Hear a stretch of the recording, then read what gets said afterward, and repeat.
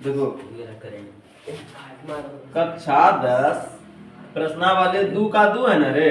पहला प्रश्न क्या पूछा था बाबू, ए और बी के किस मान के लिए वो परिमित रूप से अनेक हल होंगे, है ना बाबू रे। 3 कंडीशन तुम लोग को बताए थे, जब तीनों बराबर रहता है तो उसका क्या होता है, अनेक हल होता है। और एक भी बराबर नहीं रहता है तो एक हल होता है। और 2 ठो बराबर रहता है, तीसरा बराबर नहीं रहता है तो उसका कोई हल नहीं होता, ये ना बोल रहा है। दूसरा क्वेश्चन बोल रहा है के किस मान के लिए निम्नलिखित समीकरण के युग्म का कोई हल नहीं है। 2 का 2 है, 2 का 2 है। सॉल्यूशन देखो, पहला इक्वेशन है 3x प्लस वाई बराबर कितना बाबू, 1 रे। दूसरा है 2k minus 1 into x plus k minus 1 into y बराबर रे 2k प्लस 1। ये इक्वेशन है ना। चलो आते हैं अकॉर्डिंग टू क्वेश्चन। a1 का मान कितना 3, b1 का मान कितना, अच्छा b के साथ कुछ नहीं है तो 1 रहता है। c1 का मान कितना 1, a2 का मान कितना बाबू 2k माइनस 1, b2 का मान k माइनस 1 है ना। और c2 का मान रे 2k प्लस 1। कोई दिक्कत, चेक कर लो इसको।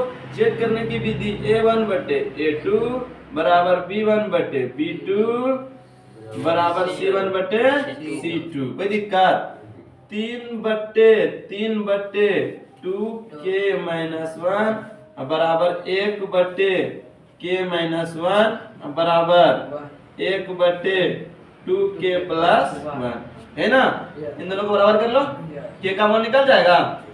ये हो जाएगा 3 बटे 2k माइनस 1 बराबर 1 बटे k माइनस 1। कोई दिक्कत, कोनो को गुना कर दो। 3 इंटू k माइनस 1 बराबर क्या होगा 2k माइनस 1, ये ना होगा। 1 से गुना करेंगे तो ये आ जाएगा। इसको गुना कर दो, 3 गुना k 3k अब माइनस कितना 3 अब बराबर इधर 2k माइनस 1। कोई दिक्कत नहीं, इसको इधर ला लो, इसको इधर ला लो, क्योंकि एक जात वाले को एक जात वाले के साथ रखेगा बराबर माइनस 1, ये माइनस में तो उस तरफ जाएगा तो प्लस में। 3k में 2k घटेगा k बचेगा, 3 में 1 घटेगा तो 2। k का मान यदि 2 रख दोगे तो समीकरण का कोई हल नहीं होगा। ये मेरा आंसर हो गया, आंसर हो गया। देखो सिद्ध कर दें। इक्वेशन क्या है 3x प्लस वाई बराबर कितना 1 है।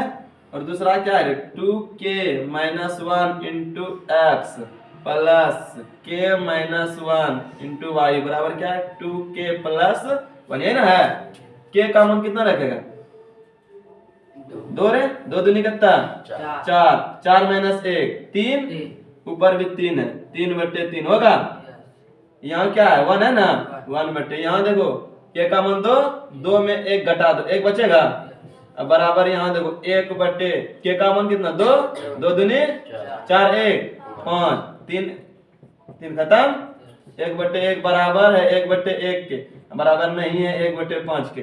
अभी बताए थे 2 तो बराबर रहेगा, तीसरा बराबर नहीं रहेगा तो k का मान उसका कोई हल नहीं होता है।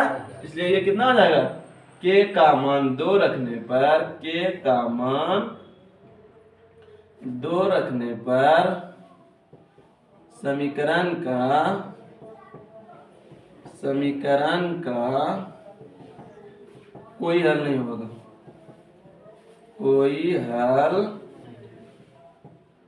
नहीं होगा।